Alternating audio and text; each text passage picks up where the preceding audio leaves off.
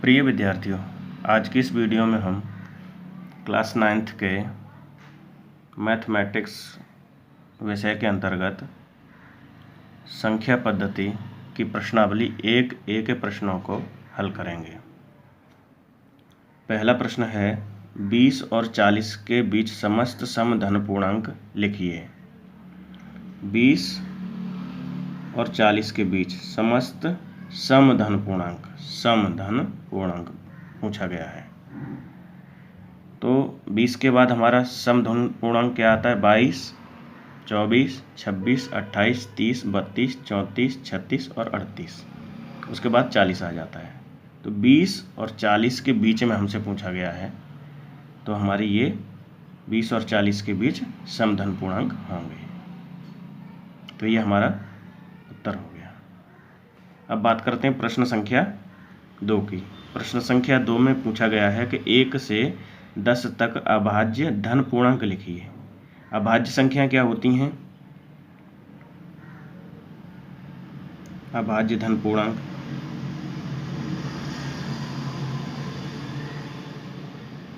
जो स्वयं व 1 से विभाजित होते हैं।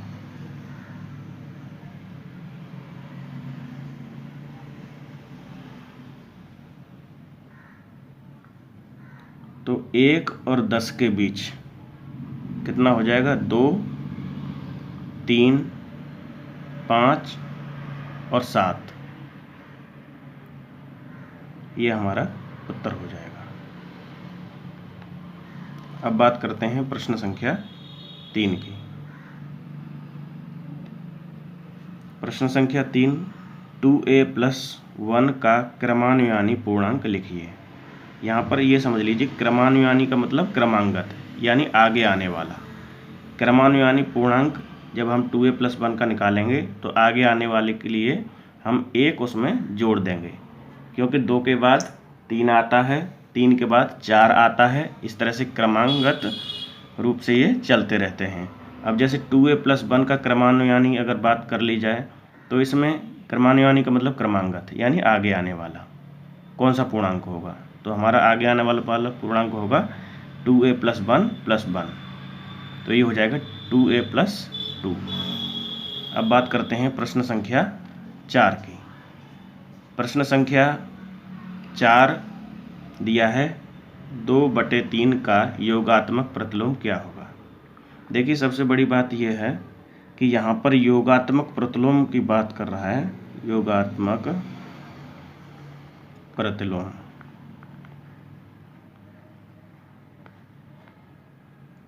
यदि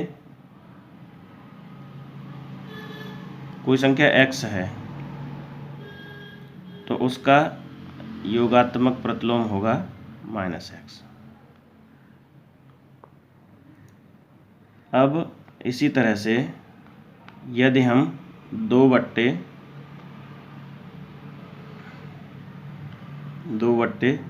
का योगात्मक प्रतिलोम देखें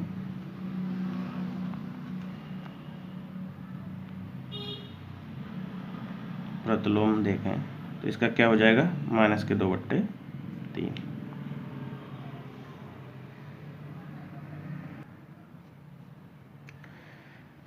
किसी संख्या का योगात्मक प्रतिलोम को यदि उस संख्या में जोड़ दें तो दोनों का योग 0 आता है। ये समझ लीजिए, माना कोई पूर्णांक a है,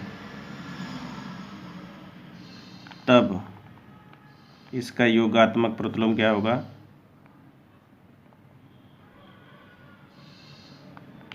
-a हो जाएगा। यानी यदि हम ऐसे करें -a इक्वल हो जाएगा 0। तो किसी भी राशि का योगात्मक प्रतिलोम निकालना हो तो उसका चिन्ह बदल देते हैं। प्लस का है तो माइनस हो जाएगा, और यहाँ पर यदि माइनस दिया होता तो माइनस पहले और लग जाता तो ये प्लस का हो जाता। आइए बात करते हैं अगले प्रश्न की।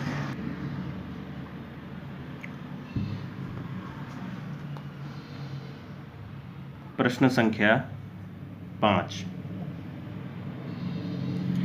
-5 का गुणनात्मक प्रतिलोम लिखिए। गुणनात्मक प्रतिलोम, गुणनात्मक प्रतिलोम इसका निकालना है, इसका। तो इसका हो जाएगा 1/5।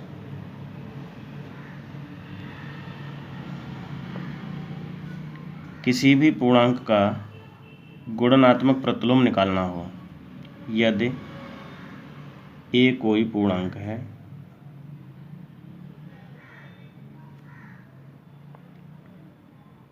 तब a का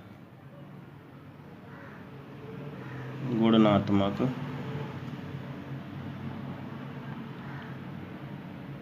प्रतिलोम हो जाएगा 1/a। अब यहाँ पर जो गुणनात्मक प्रतिलोम है और पूर्णांक है उसका अगर गुणा कर दें तो आ जाएगा 1। ये संबंध होता है इसमें। तो कहने का मतलब है -5 का गुणनात्मक प्रतिलोम क्या हो जाएगा, इसका प्रतिलोम हो जाएगा, यानी ये पलट जाएगी संख्या। -5 का -1/5 हो जाएगा। ये हमारा आंसर हो गया। अब बात करते हैं प्रश्न संख्या 6 की। P + Q तथा P - Q के योगात्मक प्रतिलोम ज्ञात कीजिए। अभी पिछले प्रश्न में बताया था। तो P + Q का योगात्मक प्रतिलोम हम निकालेंगे। P + Q का योगात्मक प्रतिलोम बराबर, हमने क्या बताया था कि किसी भी पूर्णांक का योगात्मक प्रतिलोम निकालेंगे, किसी भी संख्या का योगात्मक प्रतिलोम निकालेंगे तो उसका साइन बदल देंगे। तो ये P + Q है, तो यहाँ पर ये हो जाएगा माइनस का P + Q। इसी प्रकार से इसका निकालेंगे P - Q का योगात्मक प्रतिलोम इक्वल, इसका भी वही हो जाएगा -P - Q। इसे सरल करके भी लिख सकते हैं। तो यही आपका उत्तर हो गया। अब बात करते हैं प्रश्न संख्या 7 की। प्रश्न संख्या 7 है, x के किस मान के लिए 5 × (3 × 2) और 5 × 3 (1 × x) कथन सत्य है। x के किस मान के लिए, ये हमको दिया है 5 × 3 × 2 = 5 × 3 × x। अब यहाँ देखिए 5 × इसको सरल करेंगे तो ये 6 हो जाएगा। इसको सरल करेंगे 15 और 5 6 ये हो जाएगा 30। ये हो जाएगा 15 × x। यहाँ से x का मान निकाल लीजिए। 15 से 30 2 बार कट जाएगा, 2। तो x बराबर 2 के लिए कथन सत्य है। एक और तरीका है इसमें,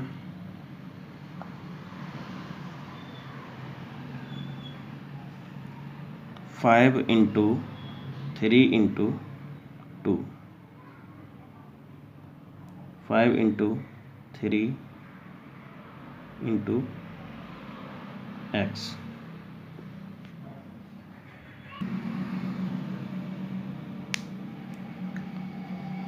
दूसरे प्रकार से हम इस तरह से समझ सकते हैं, 5 × 3 × 2 = 5 × 3 × x। ये इस फॉर्मेट का कथन है और ये हमारा होता है गुणा का साहचर्य नियम। यहाँ LHS और RHS की अगर तुलनात्मक दृष्टि से देखा जाए तो यहाँ x के स्थान पर सीधा सीधा यहाँ 2 हो जाएगा।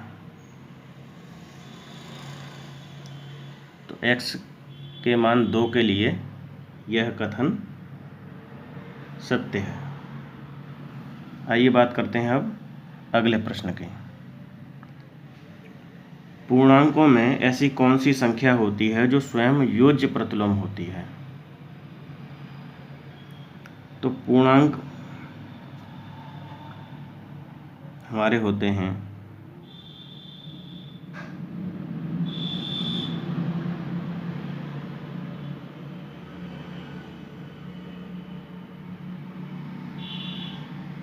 इधर होते हैं 1 2 3 4 5 धनात्मक पूर्णांक,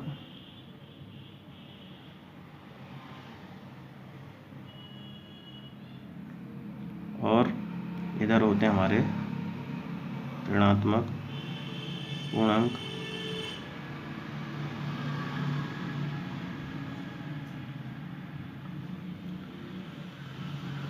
ऋणात्मक पूर्णांक, ये धनात्मक पूर्णांक। ये कह रहे हैं पूर्णांकों में ऐसी कौन सी संख्या होती है जो स्वयं योज्य प्रतिलोम होती है? तो इसका सही उत्तर होगा, ये होगा हमारा 0। 0 एक ऐसी संख्या है जो स्वयं का प्रतिलोम होती है।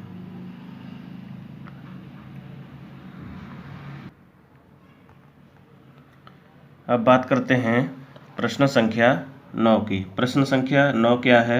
यदि a एक समधन पूर्णांक है तो बताइए संख्या a-1 इंटू a+1 सम है अथवा विषम है। a एक समधन पूर्णांक है। a एक समधन पूर्णांक है, ऐसा प्रश्न में दिया है। तो a समधन पूर्णांक है तो समधन पूर्णांक क्या होंगे? 2 4 6 8 10 12 आगे चलते रहेंगे। अब हम कोई भी यहाँ पर पूर्णांक 1 ले लेते हैं। यदि a = 2 तब a-1 a+1 की वैल्यू निकालेंगे। 2 - 1 2 + 1 1 इंटू 3 = 3, यानी संख्या निकल के आ गई विषम। यदि एक और पूर्णांक रख के देख लेते हैं। यदि a = 4 तब a-1 a+1 = 4 - 1 4 + 1 3 इंटू 5 = 15।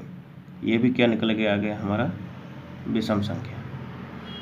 तो यदि a एक समधन पूर्णांक है तो बताइए कि ये वाली संख्या सम है या अथवा विषम है। तो हमने क्या देखा कि a समधन पूर्णांक ले लिए, उसके बाद नंबर से हमने 2 पूर्णांकों को रख के देख लिया। तो हमारा जो वैल्यू निकल के आई इसकी, वो निकल के आई हमारी विषम। ये है। तो कह सकते हैं कि a समधन पूर्णांक है तो a-1 इंटू a+1 एक विषम है। उत्तर क्या हो जाएगा? a-1 a+1 एक विषम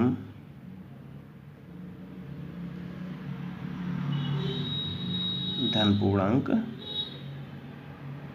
है। आइए अब बात करते हैं प्रश्न संख्या 10 की।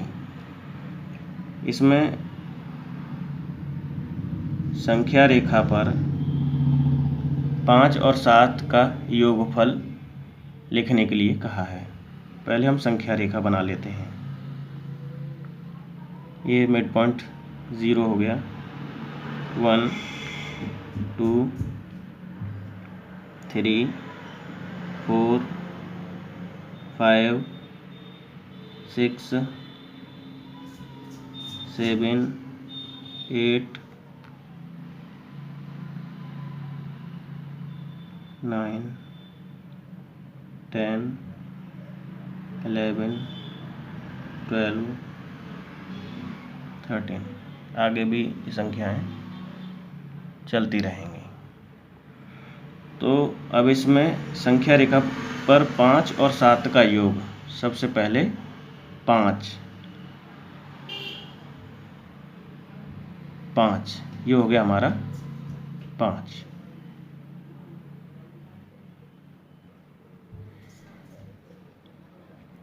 शून्य से 5 ले लिया हमने।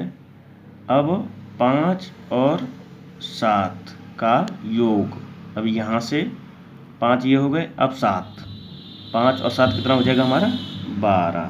तो यहाँ पर ये 12, तो इक्वल कितना आ जाएगा ये 12।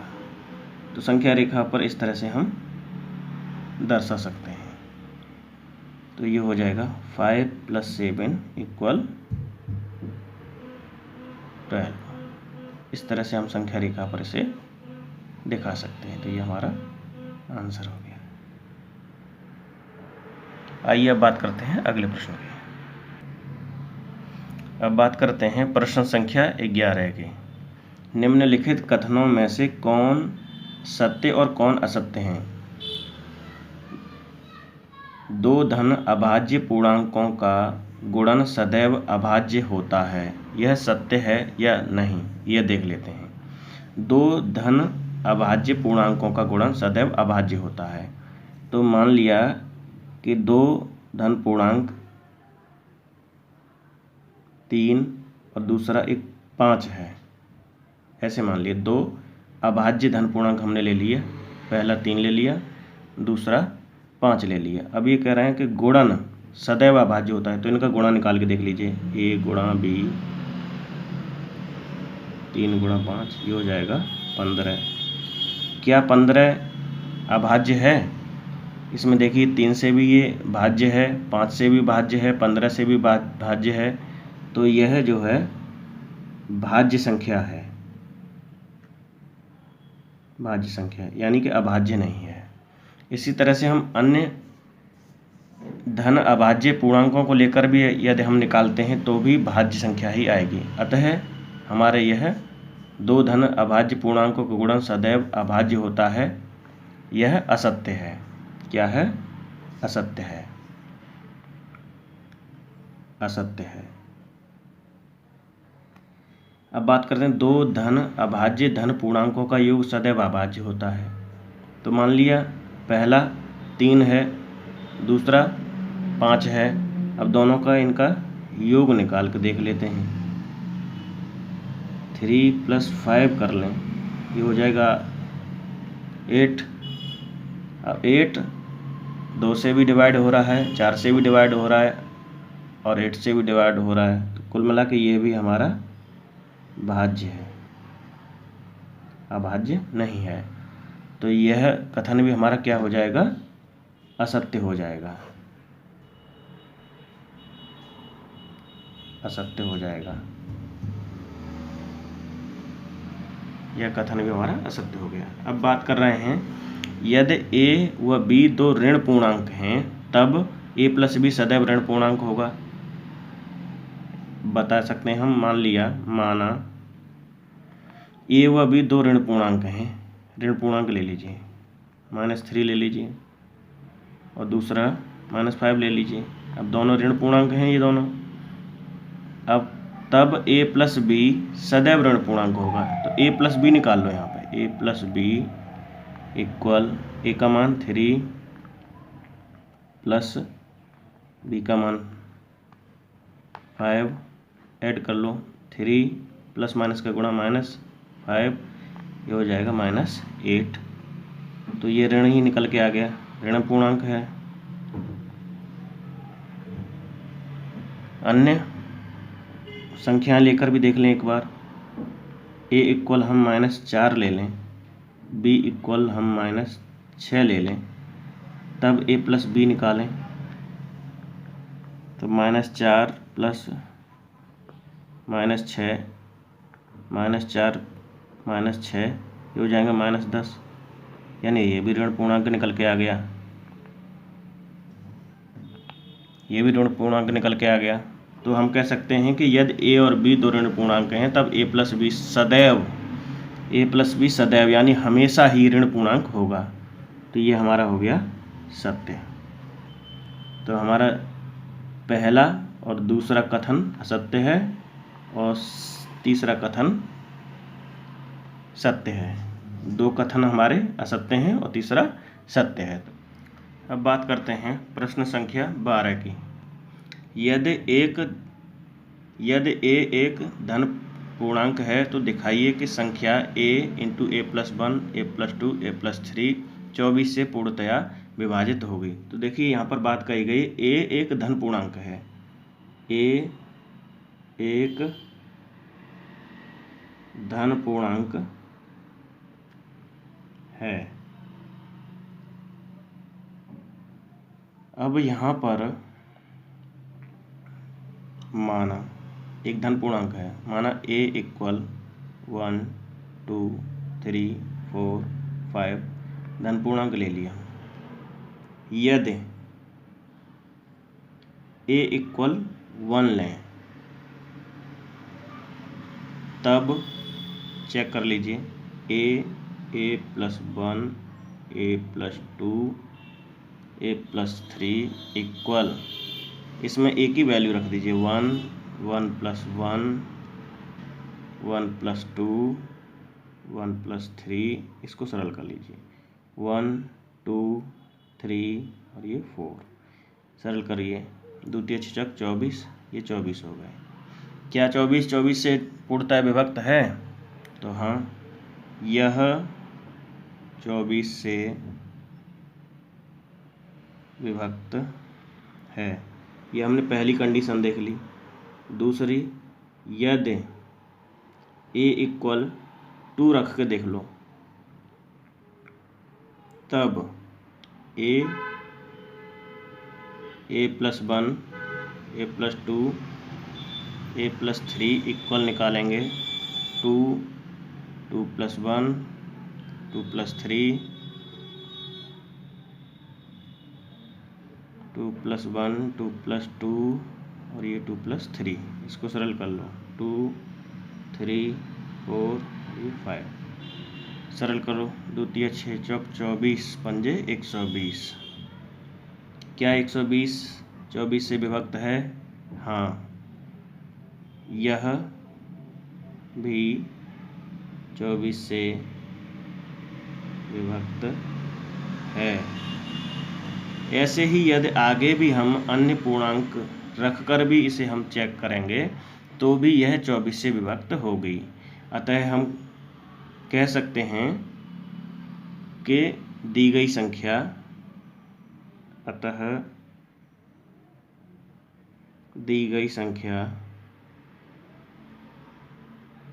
a plus 1 a plus 2 a plus 3 24 से पूर्णतया विभक्त होगी। इस तरह से हम समझ सकते हैं।